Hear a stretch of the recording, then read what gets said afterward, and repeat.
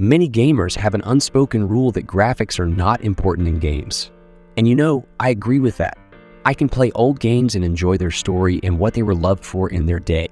And I can tolerate low-resolution textures, low poly models, sound, and so on. But there's one thing I can't live with in any game, and that's bloom. God, how I hate the bloom effect. Recently, I've been playing GTA 4 because I just never get to the ending. Where's luxury condo? Where's sports car? Where's Barbara with big titties? And so I downloaded, launched it, played for a while, and then I noticed that the whole world is like some kind of blurry. In some places too dark, and in other places too bright. But not like in GTA 5. It's disgustingly bright. I opened the display in graphics settings. I tried to turn off or at least decrease this effect, but it didn't work. Then I went looking for information on what to do in such situation. As it turned out, it was the effect known as bloom. And that was the moment when I remembered all the old games I played that has the same issue. And in the case of GTA, to turn it off, you need to dig into the game files, after which the game was much more enjoyable. Well, bloom is an effect that is usually seen on cameras as an artifact, where an overbright area cannot adapt to the camera and is left as just a white glow.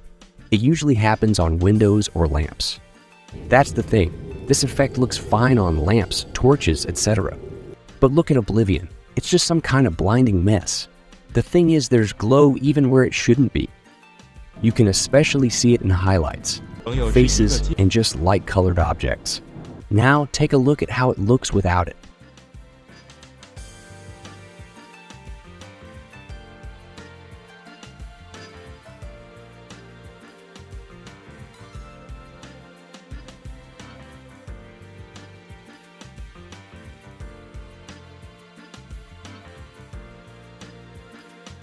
It only gets better. But the main problem is that in games from mid-2000s to early 2010s, it was added almost everywhere.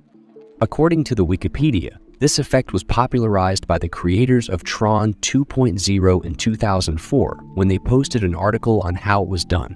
And according to the article, the benefits of bloom were clear at the time.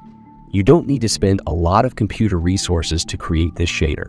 You just take the original image, select the desired parts of it, add Gaussian blur, and layer it over the image. That's how you get this effect. What?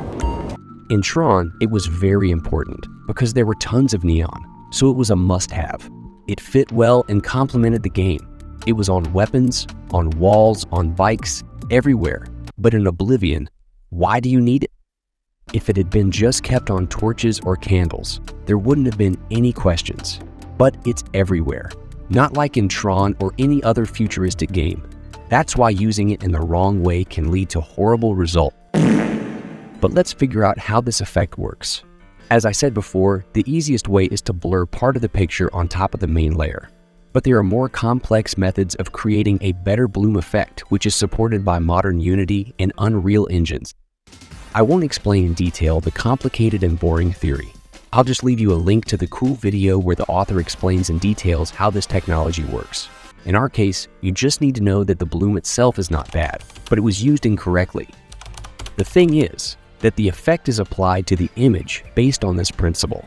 If the area of the image is black, then there is no effect, which means it is 0. But when the area is white, then it is 1. But here's the problem. These are intermediate values because they also have bloom. For example, as you can see on this screenshot, Hitman also has bloom, but skin doesn't glow like that in real life. But since his skin is closer to white, the shader algorithm outputs the glow from the skin.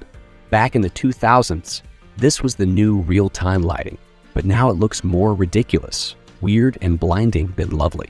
Thank God, bloom is very rare nowadays. Currently, ray tracing with real-time lighting is being adapted and actively used, which is much better than the ugly bloom. Bloom is an echo of the past, which we buried deep down in the ground and forgot about like a frightful dream. But it could be that you replay the game and encounter it. Good thing there is an option to turn off this effect in the settings. The conclusion is inescapable. If you are a developer, then try to avoid or at least minimize this effect. And for the players, the only thing I can tell players is that graphics are important when they bother you to play, but not when you don't want to play it because of the graphics. I'm done. subscribe.